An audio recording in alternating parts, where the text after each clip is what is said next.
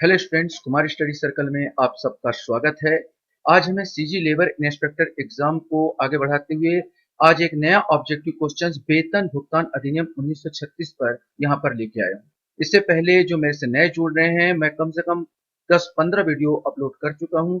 आप लोग मेरे वीडियो देखना चाहते हैं तो मेरे प्ले लिस्ट में जाएंगे, जिसमें सीजी लेबर इंस्पेक्टर वाला प्ले लिस्ट दबा के सारे वीडियो को आप देख सकते हैं।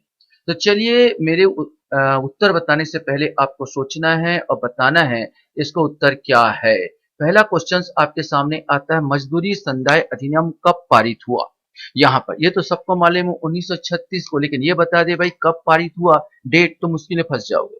23 अप्रैल 1936, 2 मार्च 1936, 24 मई 1936 या 20 अगस्त 1936। सही आंसर ए है 23 अप्रैल 1936। मजदूरी भुगतान अधिनियम 1936 में किस प्रकार के कर्मचारियों को शामिल किया गया है। रेलवे कर्मचारी, सीधे तौर पर भर्ती, बस निविदा या संविदा द्वारा भर्ती के लिए किए गए कर्मचारी, केवल सरकारी कर्मचारी। उपयुक्त ए एवं बी दोनों। सही आंसर डी आएगा, उपयुक्त ए एवं बी दोनों। क्वेश्चन हमारे सामने यहाँ पर आता है, मजदूरी भुगतान अधिनियम के तहत निम्नलिखित में से क्या नहीं आता। इंसेंटिव बोनस, यात्रा भत्ता, अतिरिक्त पारिश्रमिक, उपयुक्त सभी। तो यहाँ पर यात्रा भत्ता इसमें शामिल नहीं होगा। ठीक है, घर किराया, यात्रा भत्ता ये सब इसमें शामिल नहीं होंगे मजदूरी भुगतान। लेकिन इंसेंटिव बोनस है, हर प्रकार बोनस नहीं, लेकिन इंसेंटिव बोनस है तो शामिल होगा। अतिरिक्त पारिश्रमिक है तो भी शामिल होगा।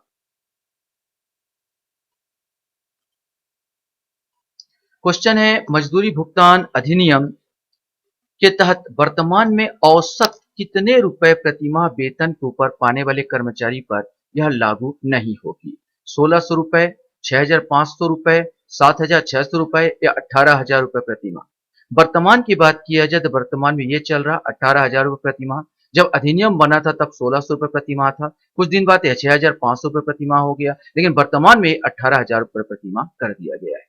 मजदूरी का भुगतान जहां 1000 से अधिक कामगार कार्यरत हो, वहां वेतन का भुगतान भुगतान अवधि के समाप्ति के कितने दिवस के अंदर किया जाएगा। यहां बोल रहा है 1000 से अधिक, 1000 से अधिक है तो 10 दिन के अंदर किया जाना चाहिए। तो आंसर आ जाएगा आपका बी।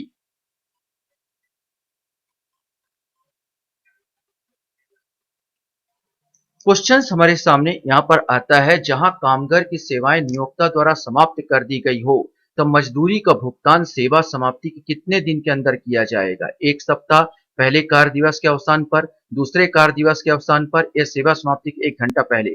सही आंसर सी आएगा, दूसरे कार्य दिवस के अवसान के पूर्व, अर्थात 48 घंटे के पहले आप कर दीजिए। क्वेश्चन हमारे सामने यहाँ पर आता है, किसी नियोजित व्यक्ति को मजदूरी में कटौतियां निम्न प्रकार से की जा सकती है।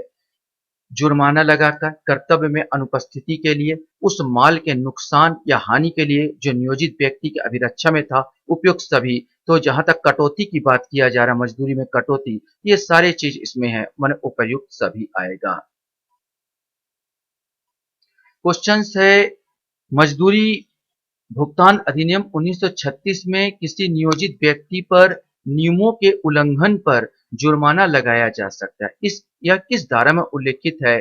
धारा 3, धारा 5, धारा 7, धारा 8। तो सही आंसर आएगा धारा 8। धारा 8 में जुर्माना, धारा 7 में कटौती, याद रखेंगे। क्वेश्चन हमारे सामने यहाँ पर आता है, किसी भी कर्मचारी पर जुर्माना लगाने के संबंध में निम्न में से क्या सत्य है।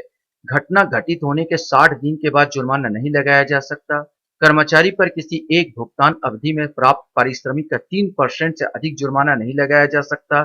जुर्माना किसी ऐसे कामगार पर नहीं लगाया जा सकता जिसकी उम्र 15 वर्ष से कम है। ये सब सही है। 60 इसमें 60 दिन के बाद जुर्माना नहीं लगाया जा सकता घटना घटित होने के। कर्मचारी पर 3% पारिश्रमिक है ना, 3% से ज्यादा जुर्माना नहीं लगाया जा सकता। और जुर्माना किसी ऐसे कामगार पर नहीं लगाया जाता जिसकी आयु 15 वर्ष से कम है। तो उपयुक्त सभी आएगा। सही आंसर इसका आएगा डी, उपर्युक्त सभी।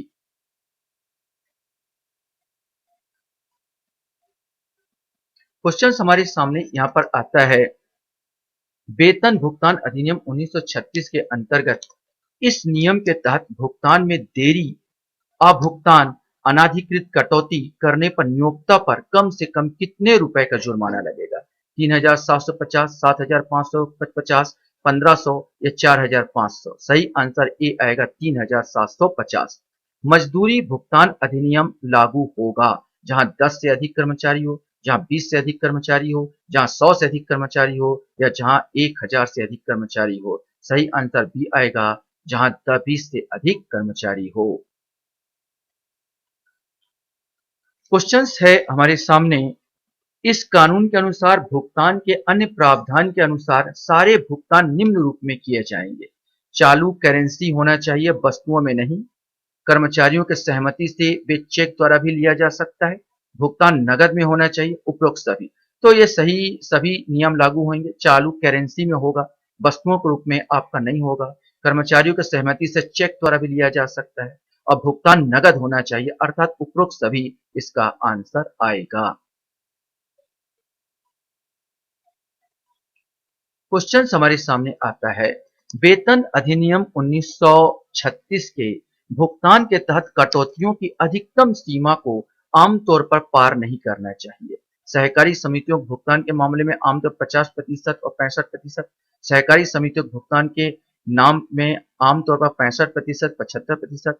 सहकारी समितियों के भुगतान के मामले में आमतौर पर 50%, 75%। यही सही आंसर है। क्वेश्चन हमारे सामने आता है, भारत किस श्रम कानून के तहत चेक ऑफ का प्रावधान स्वीकार किया गया है? नेक्स्ट पहले क्वेश्चन में ही एक क्वेश्चन उठा था, चेक में भुगतान किया जा सकता, अर्थात आप लगाएंगे सी आंसर, मजदूरी अधिनियम 1936 का भुगतान अधिनियम। चेक में भी अगर वो स्वीकार करता है मजदूर तो कर्मचारी, तो उसको दिया जा सकता है।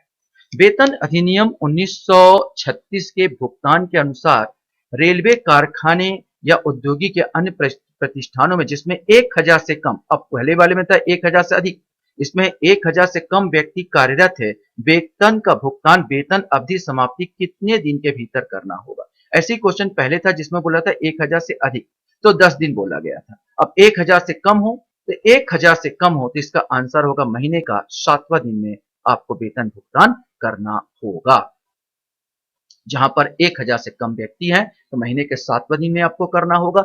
1000 से अधिक है तो महीने के 10वें दिन में आपको करना होगा, और किसी भी हालत में आपको 30 दिन में आपको करना होगा। नेक्स्ट क्वेश्चन हमारे सामने आता है, इस अधिनियम के अनुसार अधिकतम वेतन अवधि या नियोक्ता द्वारा कर्मचारी को वेतन का भुगतान इस अधिक नहीं होना चाहिए। मैंने उत्तर बताते बताते बता ही डाला है। सही आंसर इसका सी आएगा, 30 दिन के भीतर हो जाना चाहिए, इससे अधिक नहीं। कर्मचारियों का वेतन में कटौतियों की कुल राशि खालिस्तान प्रतिशत से अधिक नहीं होनी चाहिए। 50%, 70%, 25%, 40%। तो सही आंसर ए आएगा, 50% से अधिक नहीं होनी चाहिए। क्वेश्चन है, नियोक्ता द्वारा कर्मचारी पर लगाए गए जुर्माने की कुल राशि उसके वेतन के खालिस्तान प्रतिशत से अधिक नहीं होनी चाहिए। 1%, 3%, 7%, 5%। सही आंसर 3%। मतलब अगर जुर्माना बोले तो 30 वेतन का 3% से अधिक नहीं होगा। अगर कटौती बोले तो वेतन का 50% से अधिक नहीं होगा। इतना दिमाग में रखना है। जुर्माने की वसूली जुर्माने की तिथि से खालिस्तान दिनों के भीतर की जानी चाहिए।